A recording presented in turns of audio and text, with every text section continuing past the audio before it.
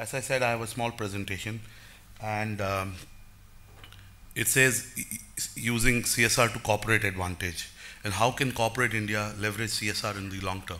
And when I say corporate India, I mean this country India, because really the one thing that has changed a lot of things for good is industry, because it provides employment, it provides livelihood, it provides lots of amenities. And if you traditionally looked at corporates like Tata Steel, they didn't set up a steel plant, they set up a community, and that community took care of each other. So really it was not about business. Yes, business was important. So I come from that thought. India is the third largest economy by purchasing power parity, and the company bill has mandated that organization of certain financial strength spend 2% of their net profit on CSR. You know that. And there are two messages I want to give from them. You can draw your own inferences, but one is don't give up on your childhood dreams. My childhood dreams were, when I was a kid, I would give my food away to my friends. It was not because, I was bullied, but that's how my nature was. And my friends who know me, Vibhu knows me, and there are other friends who know me, while I run a commercial enterprise, and you have to be financially strong to be able to give something to someone. But really, my childhood dreams are very different, and I'm pursuing them in some manner, and you have to give back. So, and second is that, we are struggling in India with CSR. The fact that we had to bring about a bill for companies to do CSR is not a good thing. It's actually a very bad thing that we had to legislate companies to do 2% of CSR. And the other question I asked chairmen and CEOs and my friends in the government is that the rest 98% is not CSR. So only 2% is CSR. Work is a way to achieve things in life. It's not the end. 3 out of 10 people need to be taught how to read. 4 out of 10 people need to be given food. Every year, 2 million children need to be saved between 0 to 5 years. I'm saying as CSR professionals, as CSR initiatives, can we achieve that? And some of you may know that. You may be permanent head damage in CSR, PhDs in CSR. Every year, 15,000 farmers need to be given hope. A quarter of population needs to be taken out of dark. There's no electricity. How will you read? How will you do certain things that require electricity? Over 49% of urban areas and 65% of rural areas need to be given toilets. There's no proper sanitation. Can we address these basic things?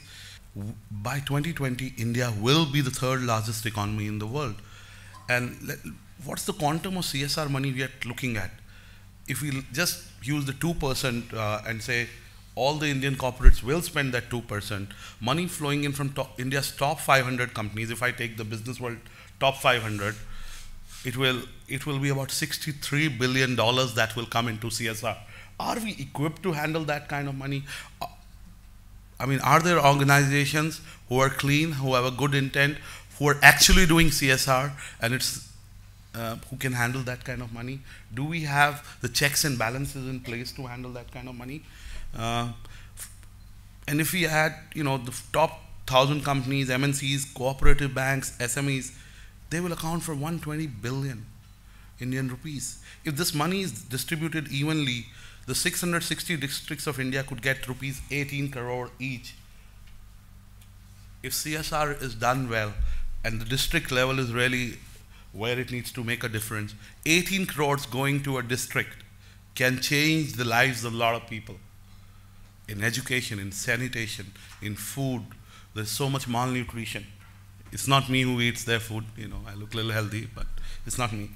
And there are, I always say challenge is an opportunity.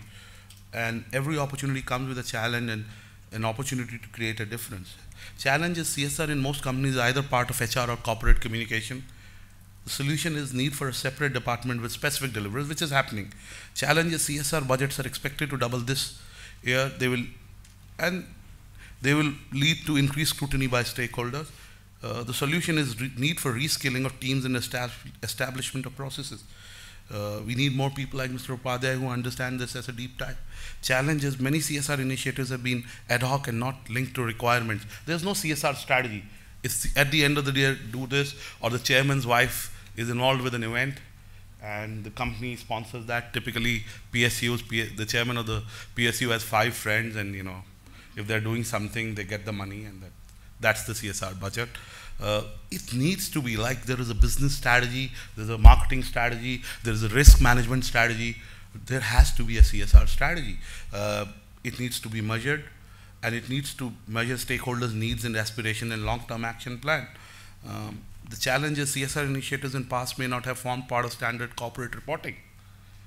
Is there a CSR report? Like we do a balance sheet, is there a CSR scorecard? Is there a CSR P&L? We need to assess, the solution is we need to assess, monitor, and report initiatives and judge efficiency.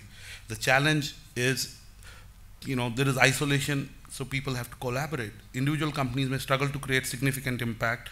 The solution is need for corporate India to collectively fund efforts to solve common problem. So just a solution, there could be social impact bonds where they pool in the money. And I know I started my career, I worked in corporate for 4.5 years, and then started exchange4Media at the age of 28. And I just want to end by saying 2-3 things. If done passionately rather than just as a responsibility, CSR can yield strong results and create much needed difference.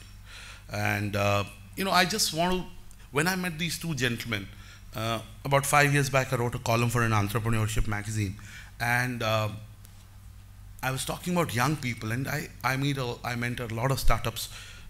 A lot of my juniors from my business school come to me, and I'm the one from the alumni who has the least hair, so they kind of think I'm wise. And I realized there is one thing that has changed. When I was growing up, I've yet not grown up, but when I was growing up, I was really tiny. My goals were go to an engineering school, go to a business school, achieve something, and then give back. Today I meet 21-year-olds, and I'm not kidding, I can give you a name, I work with them, and they want to first, for them, achieving is giving back. I think if we can have that kind of philosophy, when we do CSR, it will work. And I wrote in that article that all of us, and I'll include myself, we are trying to create sampati, which I call as selfish wealth.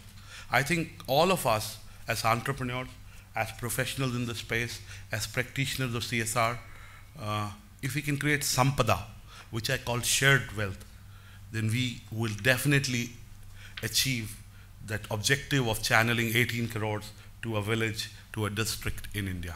And I want to end by saying, sometimes when I meet corporate honchos and even people who are CSR professionals, I have an issue about intent. I think intent is most important. Sometimes wives don't believe intent, they want to see action. But I think intent is very important. आप लोगों को हिंदी आती है? तो मैं हिंदी में एक couplet कहना चाहूँगा. कोहनियों पे टिके हुए लोग, सुविधाओं पे बिके हुए लोग, बातें करते हैं बरगद की गमलों में उगे हुए लोग. So I hope if we can change that and we really walk the talk, we can achieve what we all have set out to do. Thank you so much.